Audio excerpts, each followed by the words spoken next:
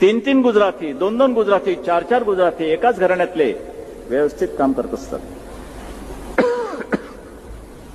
व्यवस्थित कधी धंदा बुडीत नाही, भांडणाने तंटणाने काही नाही. आणि आमच्या इकडे यायला 2 मराठी एकत्र आले की सुरू. त्यामध्ये बायका कधी मध्ये मध्ये भर टाकतात. कारण नानासाहेब काम करत असतात, तुझा ऐकण्याकरता साफ करून ठेवतो. मग ती सांगते, पहा पहा कसे आहेत ते, तुम्ही बावळटच, तुम्ही असेच, तुम्ही तसेच, तो कमावताय आणि तुम्ही बा इथे बसताय. झालं तिच्याला, नानासाहेब उठला त्याला. हे कशा करता? अरे काय मिळतंय ते चांगल्या तऱ्हेने एकत्रपणाने गिळा की. तुमची पोर आहे, त्यांना पोर होणार, त्यांना पोर होणार, त्यांची कुठेतरी बंदोबस्त करा. हे कद्रूपणाचा हा स्वभाव काढून टाका. स्वभाव बिलकुल ठेवू नका. हॅव अ लार्ज हार्ट, मोठं हृदय ठेवा. मी माझ्या पत्नीला सांगितलंय